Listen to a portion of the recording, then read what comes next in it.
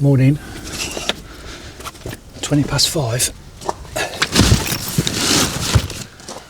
We're off back down south again, going to Aviemore for our weekend. And I'm going to take the 𝐸niro for a change and do a bit of a video on what it's like to have the 60,000 mile, nearly 5-year-old 𝐸niro full of 4 people and their luggage driving a long way.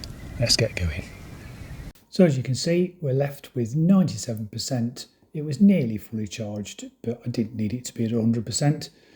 It's 12 miles to Stromness, then we get off the boat at Scrabster, down the A9, past the wind turbines. It was cold, it was wet, it was windy.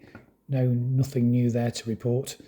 And down the east side of Scotland, down the A9, some beautiful picturesque pieces of road and quite close to the sea. And before I know it, 2 hours later, we're just outside a place called Dingwall, where we always stop for breakfast. Because after 2 hours, I'm ready for a break and have something to eat. This is our regular stop, a place called the Storehouse. Excellent food, really pleasant environment, and I thoroughly recommend this place. And you also get some free electrons.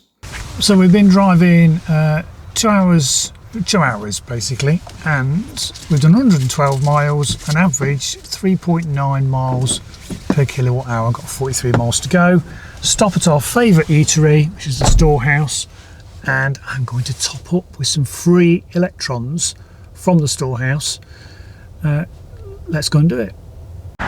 So if ever you see some destination chargers from Tesla, if it's got a red sign, it's just for Teslas. If it's got a white sign and it's fell off, then this is for non-Teslas, courtesy of the place where you're stopping, which is the Storehouse. So basically, plug in, and you've got a series of lights on the front and can communicate with the car. And from memory, it's only 3 kilowatts. There you go, 3.4 kilowatts. But do you know what? It's better than nothing. And there's the charger with the green lights charging. So it is totally free. I don't need to charge, but if it's free, why not? So we've been exactly an hour having a yummy breakfast. I'm up to 60%. It's only 3.4 kilowatts, but it's free. So what's not to like about something that's free whilst you're having your breakfast? So we're going to unplug. Let's get on our way down to Aviemore.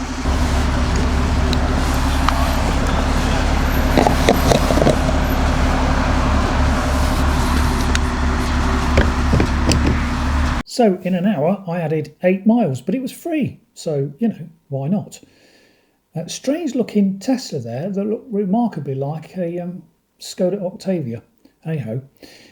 Soon we were back out onto the A9, leaving the Storehouse on the road towards Dingwall.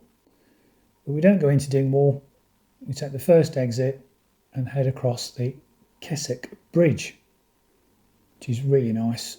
On a nice day, the view is spectacular. Today was quite cloudy and quite cold. And then we're heading into Inverness. We've got an amazing suspension bridge as we go downhill into Inverness itself, to then come up out the other side, still sticking to the A9, heading for the Highlands, the Cairngorms, and then we turn off towards Aviemore, and then up to the Tesla Superchargers at Aviemore, where we were staying for a long weekend. And as you can see, I have to do a little bit of jiggery-pokery so I can park at a funny, jaunty angle so the cable from the Tesla Supercharger can reach the car. More about that now. So here we are at Aviemore at the Tesla Superchargers in my 𝐸niro. Notice the jaunty angle that I park in the bay, because the charging port is on the left hand side. So you've got to park at this angle in the bay, which applies to all Tesla Superchargers of these version 3s, which are sort of the slightly older one. And the actual CCS cable is a little bit short. The version 4s are a lot longer. But if you use the Tesla Superchargers that are open for all EVs, and you've got an e-Niro or any other EV that doesn't have the charger port on the rear offside, near side, and it's charged at the front, you've got to park at this angle, so I'm basically saying that way you don't block up 2 charging bays. So let's plug in. I'll explain how I can use the app to charge a non-Tesla. So first things first, obviously get ready for the CCS connection, and of the two chargers, obviously I want the CCS one. And you can see what I mean. If you park at the right angle, you can enable the cable to reach. So let's get inside and start a charge, noting this is store 1A. So here we go, I'm just going to show you what we're doing on the app, and I'll put a screenshot of the recording on the app. So you open up the Tesla app, and basically you go to the, it's not at the bottom there, you go to the top, and my account, go to the bottom, charge your other EV. Click on that, and obviously it's going to search the location, it knows where I am, and highlights the fact there are some chargers here. There are 4 stalls available, 2 are available, and I want to charge now. And I'm in stall 1A, so I've got to remember that. I'm a little bit early. If it lasted till after 9 o'clock, it'd only be 28p, but I misjudged that. It's now 55p, but hey ho, it's still cheap compared to the others that are in Aviemore, which are nearly 80-90 pence. So yeah, that's where we are. You can see all that described on the app and how much it's going to be. So we want to start charging, and it's stall 1A, as I said earlier. So you highlight that, and then basically it's got all my bank details there in the app already. Click start charging, and then we'll hear a series of clicks and clonks from the car, and it's initializing the charging. It says it might take up to 1 minute to start the charge, but as per normal, I think it's about 15 seconds, and the car will start to charge. Now I have driven literally 50 meters, so the car's been off for the last 48 hours. The battery is cold. So initially I'm pulling just 39 kilowatts, 40 kilowatts, which is fine. I'm a 5-minute walk from my hotel room, and I'll be able to check the progress of the charge on the app. So all good. I should have waited another half an hour. It would have paid a lot less, but you know what, at least it's helped you guys to see how easy it is to charge, when available, a non-Tesla at a Tesla Supercharger. So yeah, let's go off and have a cup of tea and come back in about an hour, because it's not the fastest charging car this, but really easy.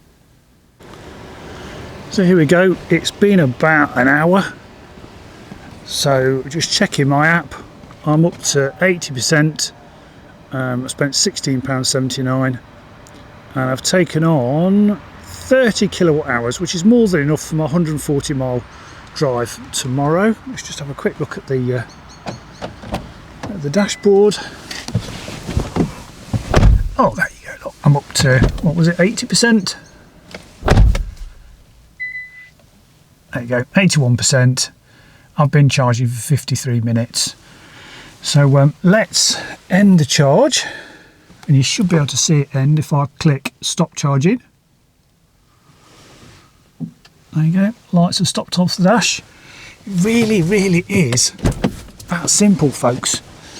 And once you've experienced Tesla Superchargers, you will get to realise how they just make it so easy to use in 2026. That's it. It's not only easy, they're one of the cheapest around. So there you go, hope you found that useful, how simple it is to charge a non-Tesla EV with a Tesla Supercharger at the sites that are available. Download the app, it will tell you where you can charge a non-Tesla, and it is just so simple, and the cheapest rapid charge in the UK, if you come at a certain time, I totally misjudged it. I should have come after 9 o'clock, but I want to go to bed. So I paid the 52 pence instead of the 28p I could have paid. But anyway, simple to use. Hope this gives you the confidence to charge your non-Tesla at a Tesla Supercharger. It really is so simple. Just well, follow the guide that I've laid out in this video. Hope you find it useful. Don't forget to like, share and comment, and see you next time.